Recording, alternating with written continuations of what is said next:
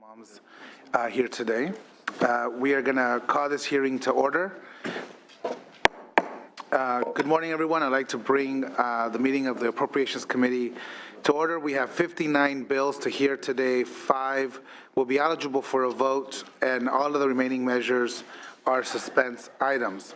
The following bills are still listed in the daily file, but will not be heard today. That is SB 1311 by Senator Glazer, SB 999 by Senator Pavley, have been put over at the author's request, and SB 816 by Hill and SB 1069 by Wajkowski will be sent to the floor pursuant to Senate Rule 28.8. As usual, I'd like to remind the audience and members that the testimony should be refrained from lengthy policy discussions and stick to the fiscal arguments. Sergeants, if you can please continue to call the members that are absent.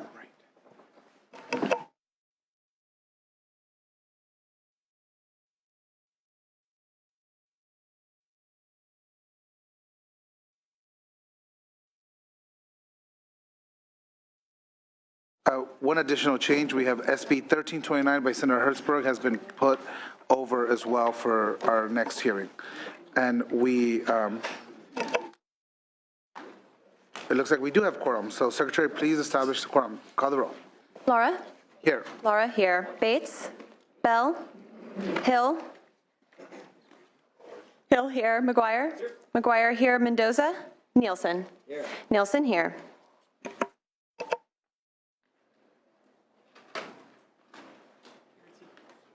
And just another additional announcement, Senator Bates will be absent from today's committee hearing. So we are going to begin with Senator Hertzberg. Please come forward. Senator Hertzberg, you have several items. You have a due pass recommendation on SB 820. Let's begin with that item. Okay, and I apologize, just was walking in, Mr. Chairman, and saw that you had said pulling SB 1329, and you also, I apologize, I was walking in, reference the waiving of presentations with 1029 and 1301? Correct. Okay, thank you kindly. And you're going to present on 881 as well? Yes, sir. Two bills quickly. Okay. The first quick, the second one not as quick. First one, members, is SB 820. The floor is yours. Thank you, Mr. Chairman. As you know, certainly as it relates to communities in your own district, Mr. Chairman, we have a California Land Reuse and Revitalization Act that was passed in 2004 pursuant to AB 389 by then Assemblywoman Montañez. And basically we face this challenge as we have these brownfields that we seek to develop. This issue of continuing liability, the folks that someone wants to come in and revitalize a community. And so this was a compromise that happened in 2004, and what we're doing is basically continuing this. So that says that if you agree to a cleanup plan with the state, you're not liable for the historic responsibility with respect to pollution that otherwise occurred on that site. It's proved to be very effective, and we think the program should continue. Thank you. Witnesses in support. Mr. Chair and members, Matthew Hargett with the California Business Properties Association, also here representing the California Association for Local Economic Development. We support the program. It's something that is out there. It's helping with public-private partnerships. It's cleaning up properties and getting them back into reuse. We urge your support. Mr. Chairman and members, Dan Carrig on behalf of the League of California Cities for the same reasons in support. And Mr. Chair, Chris McKaylee on behalf of the Civil Justice Association of California, also in support. And Catherine Brandenburg, representing the California Infill Federation, also in support. Thank you. Additional witnesses in support. Witnesses in opposition. Finance. Jacqueline Wong Hernandez, Department of Finance. I don't have a file on this measure. Thank you. Comments or questions from committee? Seeing none, would you like to move? Senator Hill moves the bill. That's a due pass motion. But before that, let's allow Senator Hertzberg to close. The League of Cities is supporting this. Thank you. That's for your support. Thank you. This is a due pass recommendation. Secretary, please call the roll. Laura? Aye. Laura, aye. Bates? Bell? Hill? Hill, aye. McGuire? McGuire, aye. Mendoza? Nielsen? Aye. Nielsen, aye. Senator Hertzberg, we're going to keep the roll open to allow our absent members to add on. Thank you. Your second item is SB 881. It is accounted for suspense. Please continue. Yes, indeed, it is a candidate for suspense, I'm told, but I do want to briefly present on this because of its importance.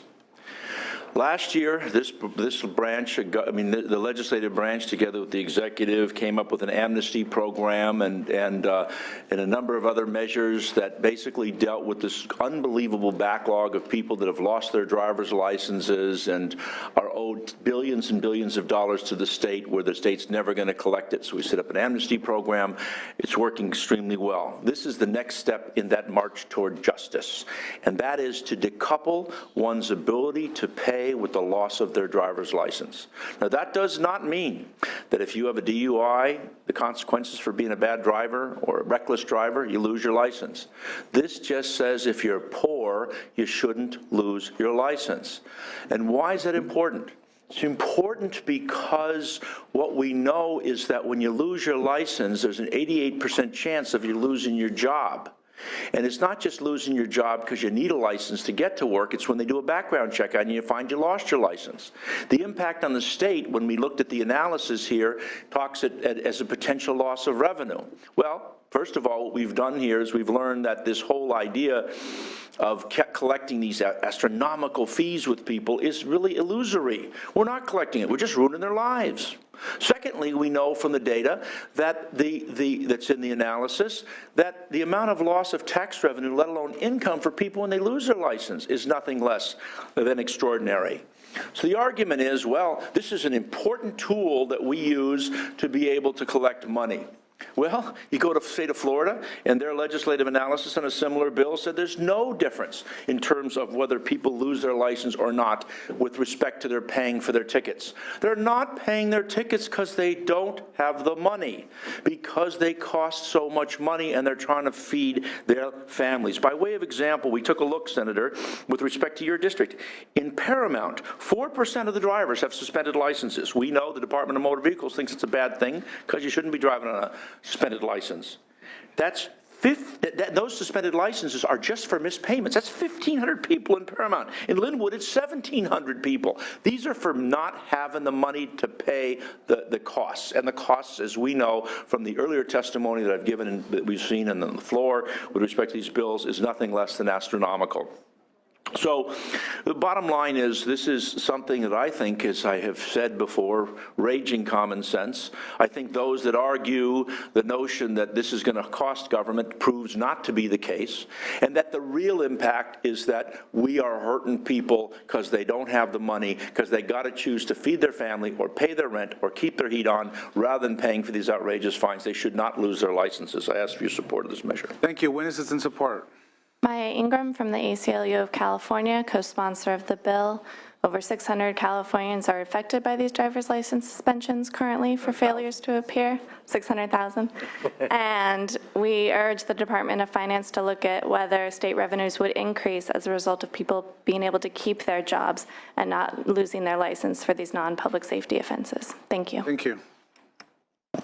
Mike Carroll with the Western Center on Law and Poverty, one of the sponsors of the measure.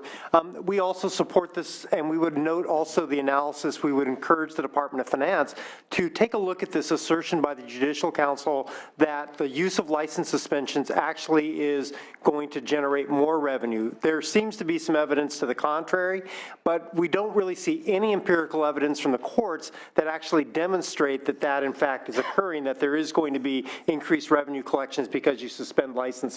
Therefore, as this goes on suspense, we look forward to working with the department and the committee to move the bill off. Thank you. Thank you. Additional witnesses in support. Thank you, Mr. Chair. Matt Robinson on behalf of the City and County of San Francisco and San Francisco Mayor Ed Lee in support. Thank you. Witnesses in opposition. Finance.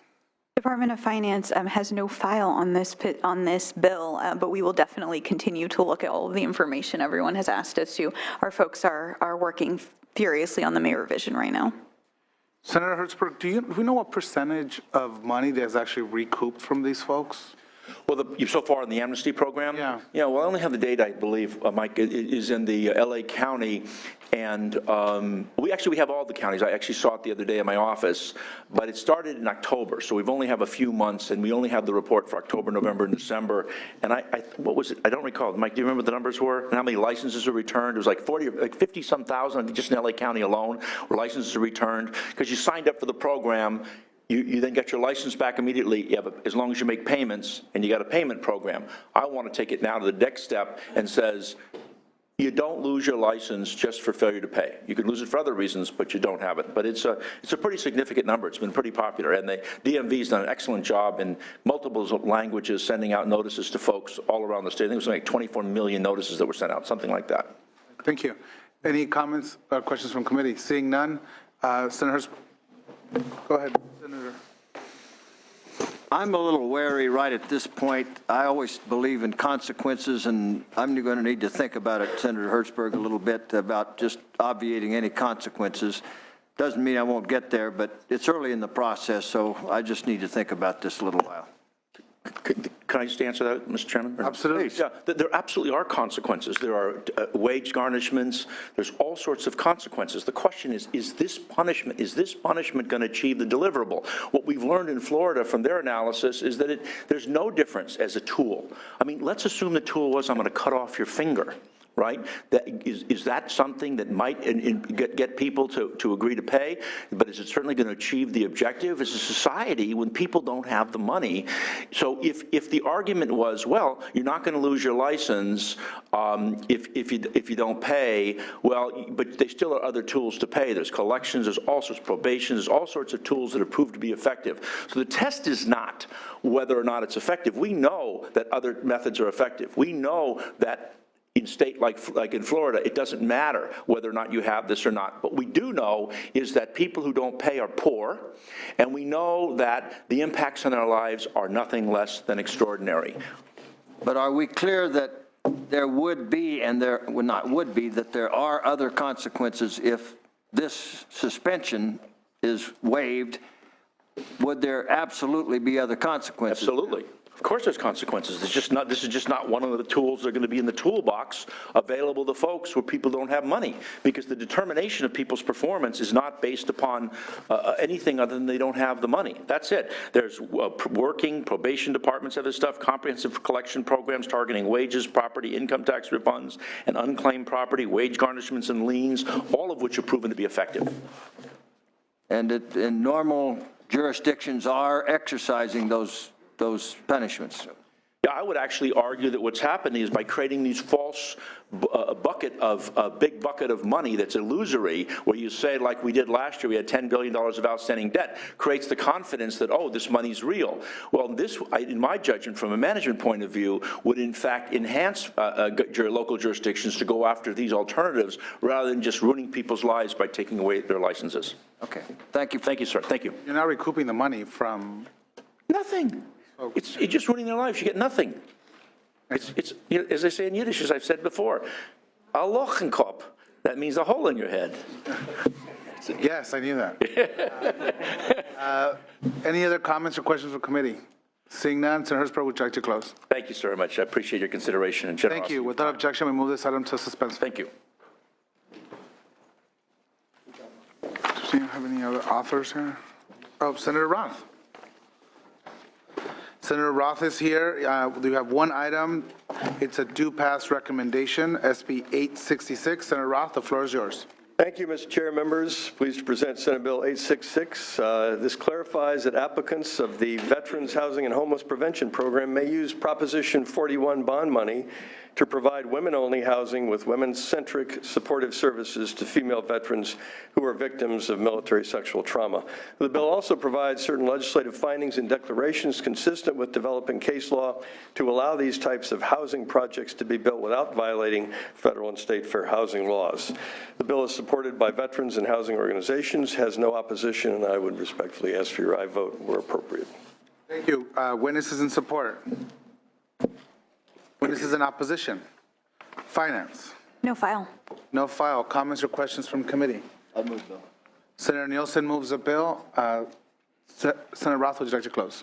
Respectfully ask for aye vote. Thank you for your time. Thank you. It's a do pass motion. Secretary, please call the roll. Laura?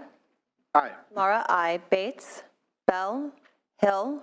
Hill, I. McGuire? McGuire, I. Mendoza? Mendoza, I. Nielsen?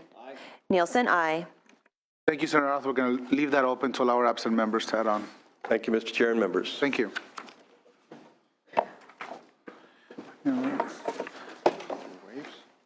Yeah, we're gonna go through the wave presentations at this moment. Let me just catch up with my list. Oh, yeah.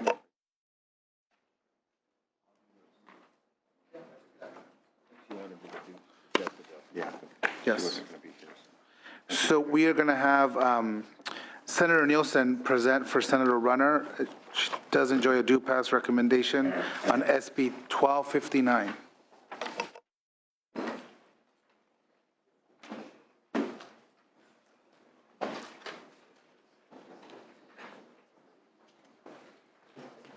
Chairman Law and members, I'm presenting this on behalf of Senator Runner. It provides that vehicle of any veteran that displays a specialized veteran's license plate shall be exempt for paying a fee for accessing toll bridges or roads. Those veterans who pay for honorary plates have been wounded, disabled, or held prisoner, or have demonstrated extraordinary valor in combat.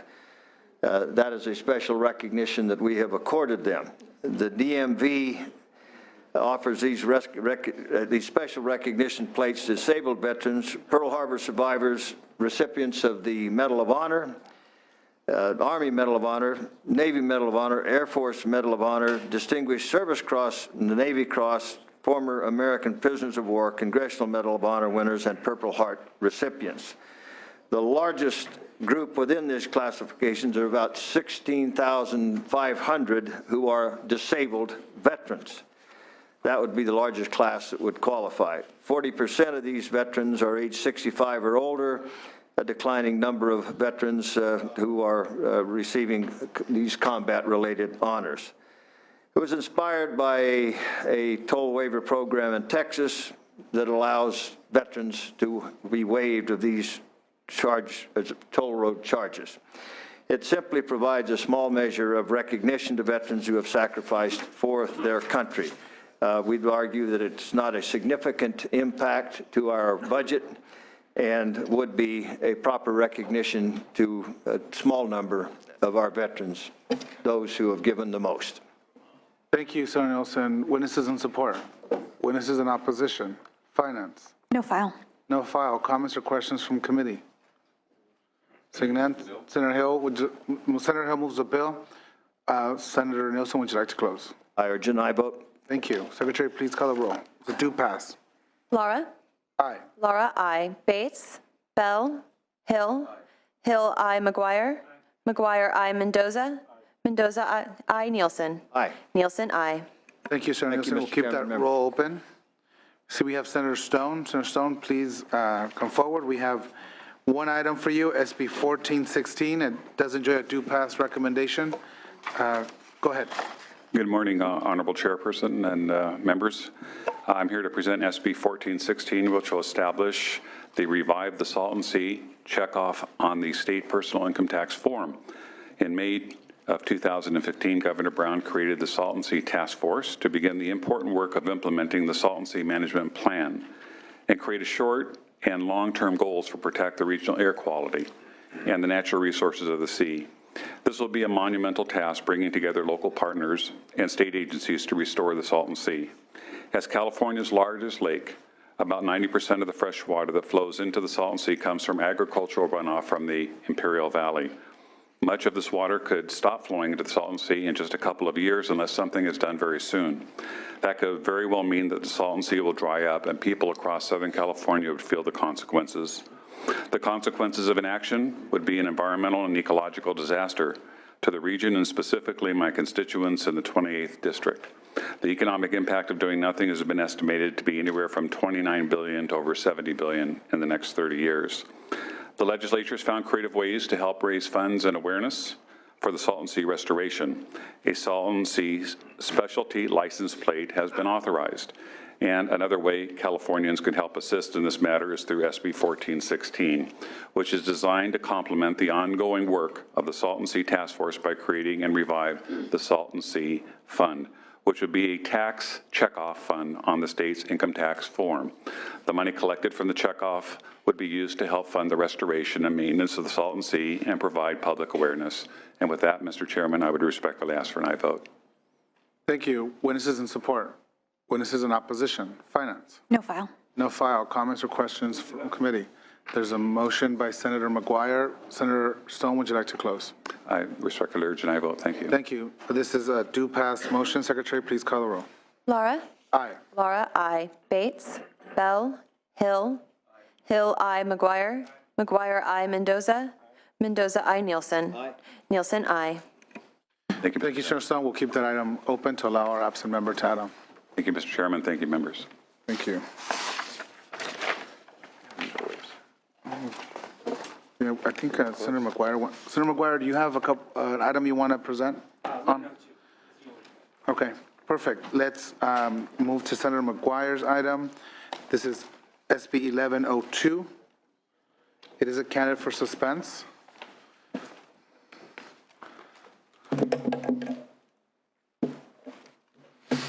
Whenever you're ready. Thank you, sir. Well, good morning, Mr. Chair and members. Hope everyone had a great weekend. I'm going to keep this brief. As I understand, 1102 is going to be rolling into suspense, and I'll just focus on the fiscal aspects of the bill. Home sharing helps countless Californians pay their bills and stay in the homes in the state that they love. One of the most significant challenges associated with this emerging industry has been the lack of a standardized system to collect and remit tourist taxes, or TOT, directly to local jurisdictions, cities, and counties. And while last year we attempted to advance a more holistic solution on this issue, there were strenuous objections, and we are unable to move the bill onto the floor. Now we're back this year after listening to the concerns and have focused this bill on two very important issues.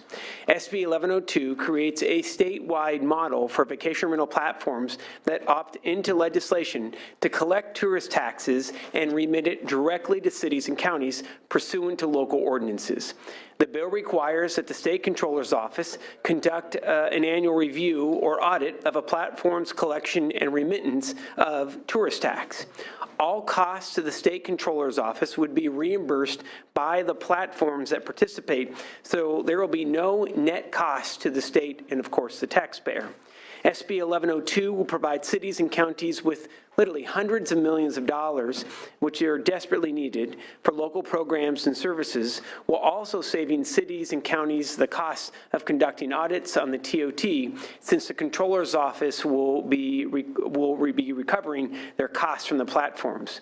We have been working with the Controller's Office to craft their role into the program, and we'll continue to work with them and many stakeholders to refine the important framework created by this bill.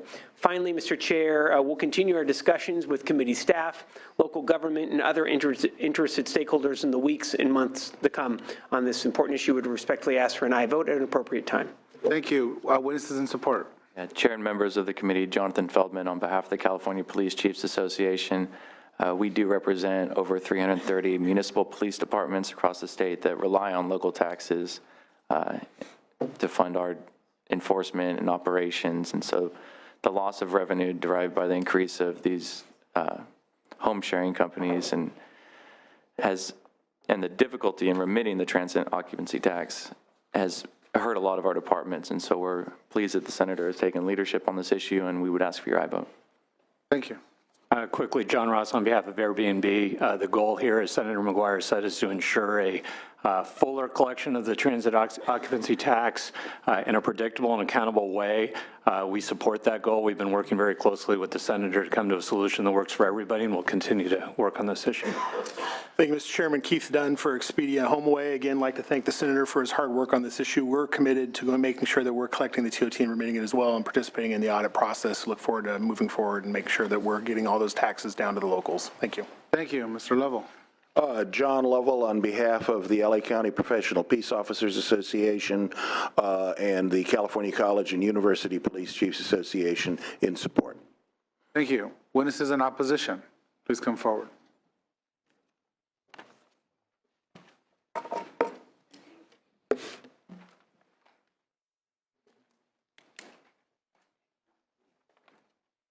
Go ahead.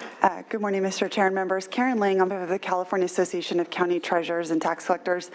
We are very distressed to even be in this position with Mr. McGuire. He's brought us into every meeting and included us. But our concerns are fundamentally not having the address of the host location makes it very difficult to conduct a thorough, accurate, honest audit of a taxpayer. And so no other construct is a taxpayer immune from having to provide their actual address.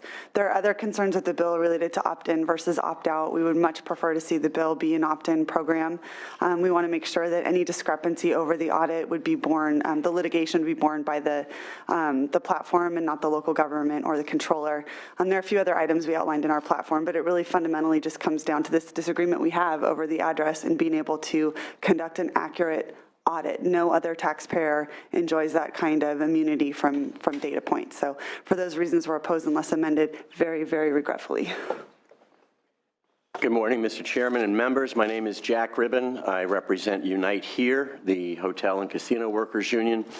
We're very, very concerned about the spread of illegal uses of properties and illegal uses meaning against zoning laws and what it's doing to exacerbate the affordable housing crisis that we have in cities across California. However, this bill is much more of a problem than just that problem. This bill is about transient occupancy taxes, but it's also about secrecy. This is an unprecedented type of secrecy not enjoyed by any other type of business, the construct of this bill. In subsection G2, it provides that the information the controller gets from the platform is absolutely secret. And it's not limited to financial information, but any information pertaining to any platform.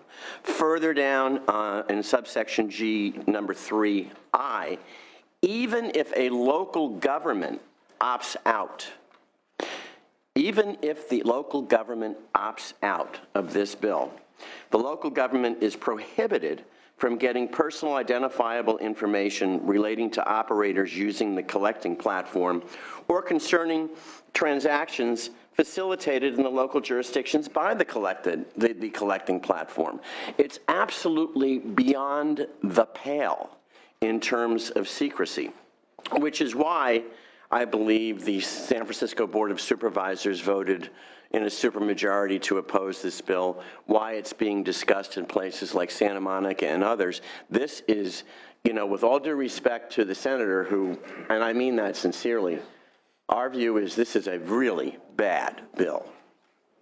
Thank you, Mr. Chair. Matt Robinson on behalf of the City and County of San Francisco and San Francisco Mayor Ed Lee. Much appreciate, thanks to Mr. McGuire for his efforts in closing the loophole that exists in the ever-growing online short-term platform-based rental marketplace. We're unfortunately opposed to the bill this time. Again, apologies. We think the bill precludes San Francisco's ability to implement its existing transient occupancy tax. We do want to work with the author in the hopes that we can come up with some amendments to the bill that allow us to opt into the program across the state versus having to opt out and then having that statewide authority preclude our local authority. Additionally, for the reasons previously stated on the information that's released, we think that information is critical to the city enforcing its zoning laws related to both housing, both hotel, both business zoning, and for those reasons, at this time, we respectfully oppose the bill. Thank you. Thank you. Additional witnesses in opposition. Mr. Chairman and members, Dan Carrick on behalf of the League of California Cities. We worked with the senator last year in support of his bill, which had a different sort of model to address this issue. The architecture of this particular proposal, we've vetted it very carefully over the last 3 or 4 weeks with our members, and frankly, they're not there. They don't think this proposal is adequate enough to protect their interests, and so therefore we're currently opposed to this version. And obviously we continue to work with the senator, but we need to make sure we get the proposal right. Thank you. Thank you. John Caldwell on behalf of the California Hotel and Lodging Association. Unfortunately, we are also opposed to the bill. We also, our main concern is the shielding of the information of people from the cities, shielding information of businesses that should be regulated by these cities and can be regulated by these cities. Mr. Chair, members, Sarah Flox from the California Labor Federation. We are also in opposition to this measure because of the secrecy provisions. We do thank the author for all his work on this difficult issue and hope we can come out with a bill that is good for the cities and everyone else. Thank you. Mr. Chair, members of the committee, Jim Ewert with the California Newspaper Publishers Association. We share the concerns about the secrecy of the address information, and we're hopeful that we can work with the author and his staff to try to address that as the bill moves forward. Thank you. Thank you. Finance. The controller anticipates performing 2 types of audits on each platform that elects to collect transient occupancy tax revenue. The first, a one-time internal control review, will examine each platform's operational effectiveness and efficiency, reliable financial reporting, and compliance with laws, regulations, and policies relating to the provisions of this bill. Each of these audits is estimated to cost $155,000. And is per platform and is recoverable from the platforms. However, we note that the cost of the internal control reviews may not be reimbursable under the provisions of this bill. So we do have some concern about that. The second audit, an annual financial audit, will examine the platform's collection and remittance of the transient occupancy taxes. The controller also estimates that this will be about $155,000 per audit, and we believe that the bill does permit them to recover the audit costs for that audit from each platform. In addition, the controller estimates costs of producing and mailing audit reports to participating cities and counties would be about $45,000 annually. If the bill is enacted, we'll obviously look for any additional requests for resources during the normal development process of the budget. Thank you. Comments or questions from committee? Seeing none, Senator McGuire, would you like to close? Thank you so much, Mr. Chair. Just a little bit of history, because I think it's important. I originally brought this bill forward, a version of this bill forward last year, and many of you sat through those long hearings. And I originally brought this issue forward is because it was a local issue in the community that I grew up in and continue to call home. And when I represented Northern Sonoma County and the Board of Supervisors, the issue of vacation rentals behind potholes was the second most frequent call into the office. And we wanted to be able to tackle this issue with a holistic approach last year. But what we continue to forget is that I couldn't get that bill onto the floor because it didn't have the votes. It didn't have the votes. So we attempted to address these concerns about specific addresses last year. And again, it could not make it onto the floor. Last year's issue was privacy. We had numerous editorials about how we are exposing individual taxpayer privacy last year with Senate Bill 593. Tens of thousands of hosts from different platforms emailed members of this legislature concerned about their privacy. So now this year, it's about secrecy. We were trying to address the issues of privacy, which we saw last year. All information to the controllers would be released to cities, would be aggregated. Total number of room nights, total number of numbers of taxes collected, but absolutely the issue of individualized taxpayer information would not be available. But I want to make sure that we have long memories. We attempted that last year. Folks did not support the bill. So we are here this year trying to tackle two of the most concerning issues to cities and counties. Number one is making sure that those taxes stay local and that you have a uniform ability across this state to be able to collect taxes. Number two, you remit them directly to the city or county. Now, here's the other piece. There are members of this legislature that want to potentially take a portion of the locally generated bed tax and keep it for the state. This is another reason why we advance this bill. Now, that said, I'm going to continue to meeting with all sides. I will tell you, this is a hairy, difficult issue, and there are a lot of opinions on all sides, as we heard last year and as we continue to hear this year. That said, it's up to all of us to be able to tackle this, and the sharing economy is not going to go away, by the way. It's going to continue to expand, which is why we need to make sure that we're taking this issue head on. And Mr. Chair, I look forward to working with all sides. We've had all sides in numerous meetings every week, and in fact, going to be having two additional meetings today and another tomorrow night on this specific bill. It would ask for, at the appropriate time, to be able to come off of suspense. Thank you. Without objection, we move this item to the suspense file. Thank you. At this point, Senator Bell. Where?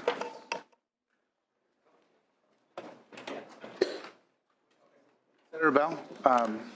Senator Bell's presenting on 2 suspense items.